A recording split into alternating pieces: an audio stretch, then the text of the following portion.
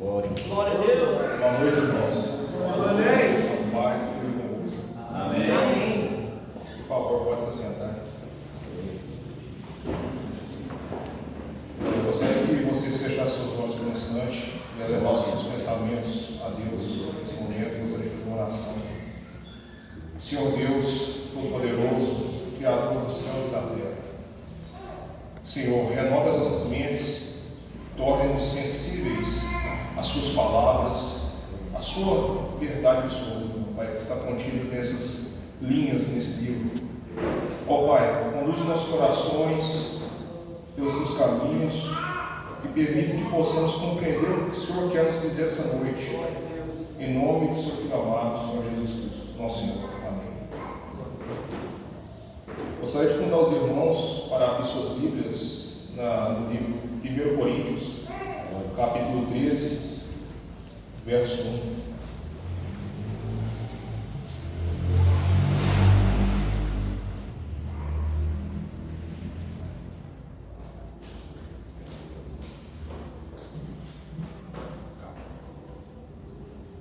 Ainda que eu falasse as línguas dos homens e dos anjos, e não tivesse amor, seria como metal que soa ou como sino que tine. E ainda que tivesse o dom de profecia, e conhecesse todos os mistérios e toda a ciência, e ainda que tivesse toda a fé, de maneira tal qual que transportasse os montes, e não tivesse amor, nada seria.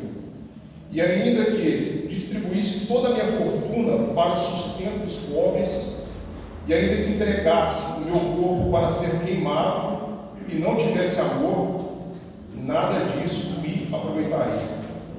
Amém? Por favor, pode se sentar. Irmãos, hoje vamos tratar de um atributo de Deus, que é o amor. Existe na nossa era uma deturpação do que significa o amor. O idioma português, ao se traduzir dos originais do grego, ele não consegue diferenciar os tipos de amor que pertencem ao idioma grego. Então, temos o amor eros, que significa o desejo, a paixão, é o amor reservado ao casal. Quando você casa, ele tem um matrimônio com sua esposa, com seu marido, aquele amor conjugal. Em grego, essa palavra significa eros. E virtude desse amor, que é um amor que muitas das vezes busca agradar a si mesmo, como, por exemplo, temos na nossa sociedade os chamados crimes passionais, passionais de paixão, que significa amor. É até estranho dizer isso, mas um crime em virtude de amor. Então, é algo para se pensar. Temos outra palavra também, em grego, filéu, que significa aquele amor fraternal, aquele amor de irmão, de pais, de amigos, que é um amor baseado em sentimentos. Então, seria ficar estranho no idioma português se eu chegar com uma pessoa, um amigo meu, em público, e dizer para ele assim: meu amigo, eu te amo.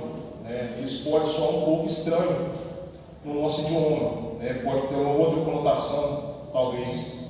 Mas era muito comum essa palavra, esse filéu, que é uma grande amizade, que é o amor que você sente pelos seus filhos. Entretanto, esse amor é baseado em sentimento. Ele é um amor que espera uma correspondência. Se você pode deixar de amar alguém, você pode deixar de filéu alguém, se essa pessoa não corresponder ao seu amor.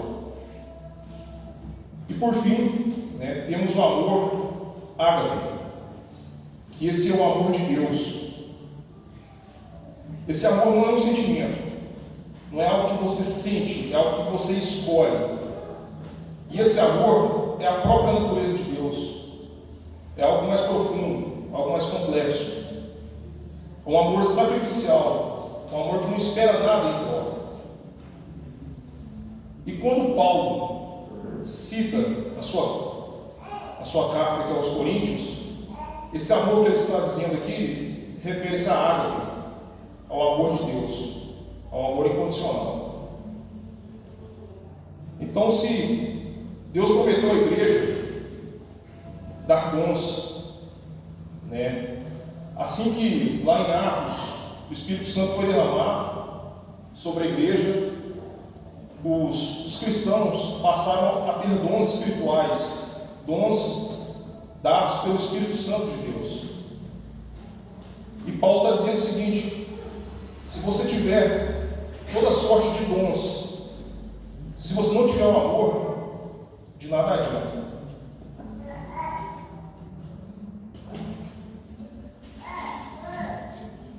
Em 1 Coríntios ainda, temos aqui Paulo dizendo: agora, pois, permanece a fé, a esperança e o amor. Estes três, mas o maior deste é o amor. O amor é o maior de todos os dons. Quando oramos a Deus por dons, para que sejam manifestados os dons na sua igreja, devemos pedir primeiramente pelo maior de todos, que é o dom de saber amar, de ágape. Em João 21, temos aqui um episódio muito interessante, em que Jesus, conversando com Pedro, ele pergunta: Pedro, tu me amas? Pedro responde: sim, te amo. Jesus novamente pergunta para ele assim: Pedro, tu me amas?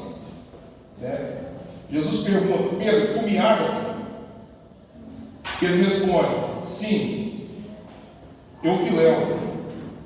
Ou seja, Pedro ainda não havia recebido esse amor ágape, que Jesus estava perguntando para ele. Pedro ainda não era capaz de amar Jesus a ponto de se sacrificar por ele. Tanto é que Pedro negou 3 vezes antes de ser transformado, pois Pedro ainda não ágape Jesus. Pedro apenas filéu. Por que disso? Porque o amor, o ágape, é algo dado pelo Espírito Santo. O homem natural, ele não pode ter esse amor sacrificial. O homem natural, ele desconhece desse amor incondicional. Assim que você é convertido, que o Espírito Santo de Deus testifica com o seu espírito, você é capaz de amar como Jesus amou. O ágape é um mandamento de Deus. Em Marcos 12 temos: amarás, pois, ao Senhor teu Deus de todo o teu coração e de toda a tua alma, e de todo o teu entendimento, e de todas as tuas forças. Este é o primeiro mandamento. E o segundo, semelhante a este, é: amarás o teu próximo como a ti mesmo. Não há outro mandamento maior do que estes. Então Jesus está nos convidando, está nos determinando que nós ágape, nós amemos o nosso semelhante como a nós mesmos. Mas não é um amor conforme as regras do mundo. É o amor de Deus, que é um amor incondicional. E ainda em Coríntios, em 13, capítulo 13, verso 4, Paulo traz as características desse amor. O que esperar desse amor? Então Paulo traz aqui: o amor é sofredor, é bondoso, o amor não é invejoso, o amor não trata com leviandade, ou seja, com descuido, não se orgulha, não se porta com indecência, não busca os seus interesses, não se irrita, não suspeita mal, não folga com a injustiça, mas folga com a verdade. Tudo sofre, tudo crê, tudo espera, tudo suporta.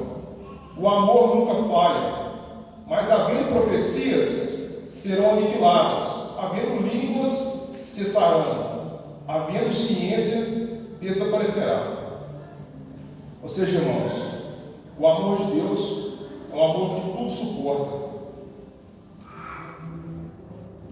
temos na parábola do bom samaritano um exemplo prático disso. Convido os irmãos aí, se puderem, abrir suas Bíblias aí no Lucas capítulo 10, verso 25. E esse que se levantou um certo doutor da lei, tentando e dizendo: Mestre, que farei para herdar a vida eterna? E ele lhe disse: Que está escrito na lei? Como lês? E respondendo ele disse: Amarás ao Senhor teu Deus de todo o coração e de toda a tua alma, e de todas as tuas forças, e de todo o teu entendimento, e o teu próximo como a ti mesmo. E disse-lhe: Respondeste bem, faze isso, e viverás. Ele, porém, querendo justificar-se a si mesmo, disse Jesus: E quem é meu próximo?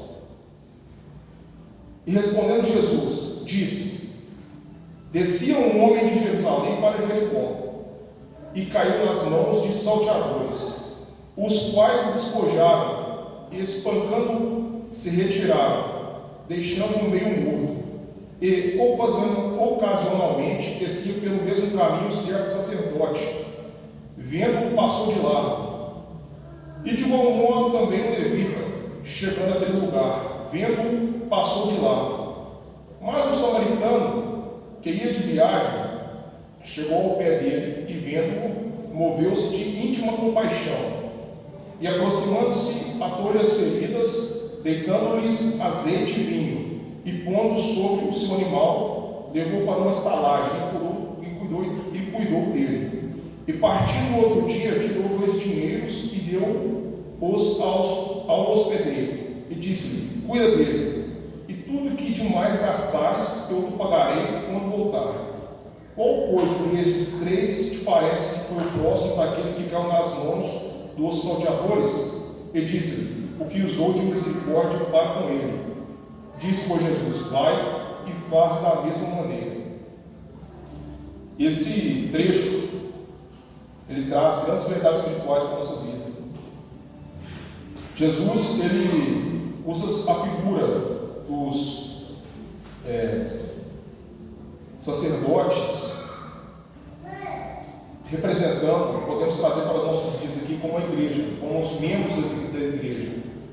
Os samaritanos, eles eram desprezados pelo povo de Israel, devido a alguns problemas no passado, que conta relata aqui na história bíblica. E eram tidos como pessoas de caráter desprezível, por assim dizer. Então, Jesus fala que havia um homem ferido, ele explicando para quem o questionou acerca de quem seria o seu próximo. Havia um homem ferido, e esses homens, essas pessoas crentes, essas pessoas que serviam a Deus publicamente, essas pessoas que dizimavam, essas pessoas que oravam, essas pessoas que praticavam justiça aos próprios olhos, ao ver o irmão ali no chão, aquela pessoa ferida, passou longe dela, fingiu que não viu. E um homem pecador, aos olhos dos israelitas, se compadeceu daquele homem ferido. Então, Jesus pergunta: quem usou de misericórdia para essa pessoa? Os que estão frequentando as sinagogas, os que estão professando Deus com seus lábios, ou aquele irmão que não tem a mesma fé que você, que foi lá, cuidou dessa pessoa, cuidou das suas feridas, transportou para um local seguro? Quem dessas pessoas aqui praticou o ágape? Quem dessas pessoas? As falas de Jesus, elas são muito interessantes. Elas jogam luz sobre a nossa hipocrisia. As palavras são duras palavras de ouvir. Quando nós tentamos nos justificar diante de Deus, diante das pessoas, ao olharmos para dentro de nós mesmos, nós percebemos que nós estamos muito distantes ainda do objetivo de Deus, do seu pleno amor. Estamos muito distantes, precisamos crescer muito. Então, a verdadeira religião, ela é pautada pelo amor. Em Tiago, capítulo 1, 27, está escrito: A religião pura e imaculada para com Deus e Pai é esta: visitar os órfãos e as viúvas nas suas tribulações e guardar-se da corrupção do mundo. Olha que interessante que está escrito. A verdadeira religião é visitar os órfãos e as viúvas, é ajudar o seu próximo, é ajudar aquela pessoa que está lá fora, sofrendo, padecendo, da forma que você puder. Essa é a verdadeira religião. A verdadeira religião, ela não está entre quatro paredes. Nós somos chamados para ser igreja. Quando saímos dessas portas, ainda devemos ser igreja. Ainda devemos ser a luz desse mundo. Devemos lançar luz sobre as trevas, sobre o pecado, sobre o prejuízo que o diabo causou a esse mundo. Do que adianta sermos luz se saímos dessa porta e não seremos? Se somos colocados ali debaixo da cama, dentro de quatro paredes, do que adianta?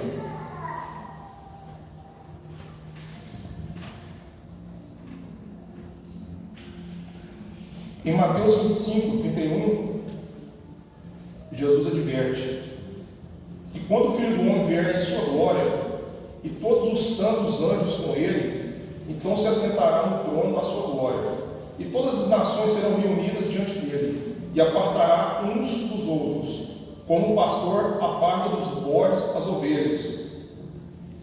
Então todos nós, irmãos, seremos colocados diante do trono de Deus, e o Senhor Jesus irá apartar os bodes das ovelhas, aqueles que serviram a Deus daqueles que não serviram a Deus,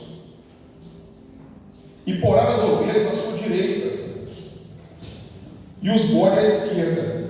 Então dirá o rei aos que estiverem à sua direita: vinde benditos do meu Pai, possui por herança o reino que vos está preparado desde a fundação do mundo. Porque tive fome e deste-me de comer, tive sede e deste-me de beber, era estrangeiro e hospedaste-me, estava nu e vestiste-me, adoeci e visitaste-me, estive na prisão e foste me ver. Então os justos lhe responderão, dizendo: Senhor, quando te vimos com fome e te demos de comer, ou com sede e te demos de beber? E quando te vimos estrangeiro, te hospedamos, ou nu e te vestimos? E quando te vimos enfermo ou na prisão, e fomos ver-te? E respondendo o rei, lhes dirá: em verdade vos digo que, quando fizeste a um desses meus pequeninos irmãos, a mim o fizeste. Então, quando você cuida do seu próximo, daquela pessoa que está padecendo, que está sofrendo, aqui está escrito que você faz ao próprio Cristo. Você não faz a pessoa A ao pessoa B. Estamos falando de água. É um amor que não espera nada em troca. É um amor sacrificial. Não se trata do amor erótico. Não se trata de filéu, daquele amor que espera na contrapartida da outra pessoa. É um amor que é um dom dado por Deus. Os que não têm o Espírito de Deus não conseguem compreender a natureza desse amor, porque não é um amor natural. Então, esse amor é uma escolha que é dada por Deus. E para isso é preciso nascer de novo. É preciso nascer da água do Espírito. É preciso ter uma nova natureza. É preciso compreender esse processo. E, para concluir aqui, temos como exemplo, não poderia ficar de fora, o maior de todos os sacrifícios, o maior de todos declaração de amor pela humanidade, por nós. Porque Deus amou o mundo de tal maneira que deu o seu Filho unigênito, para que todo aquele que nele crê não pereça, mas tenha a vida eterna.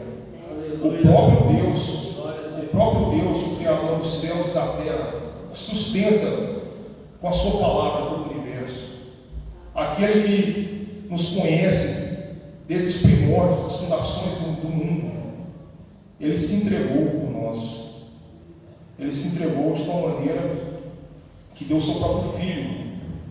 Ele sacrificou. Temos na Bíblia o sacrifício de inúmeros cristãos. Todos os apóstolos, exceto João, morreram de forma violenta por amor ao Evangelho, por amor a Deus. Mas aqui está escrito que o próprio Deus deu o seu Filho. Para quem é pai, para quem é mãe, sabe o quão difícil é isso, a exigência, né? O grau de certeza, de fé que tem que ser para você poder dar o seu próprio filho.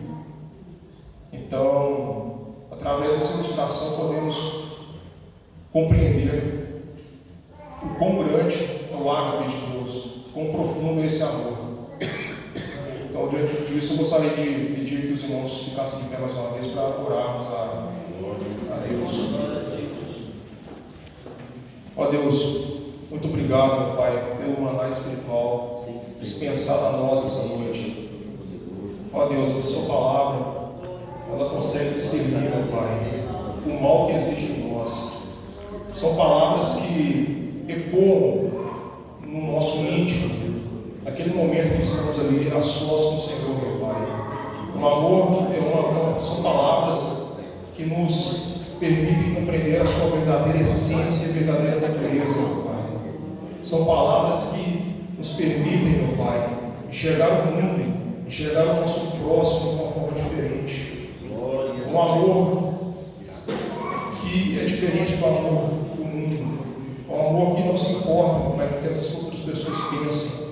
É um amor que enxerga a eternidade nos teus atributos, nas tuas ações. Ó Pai, eu peço que o Senhor derrame poderosamente o teu amor, o teu ágape sobre a tua igreja, meu Pai.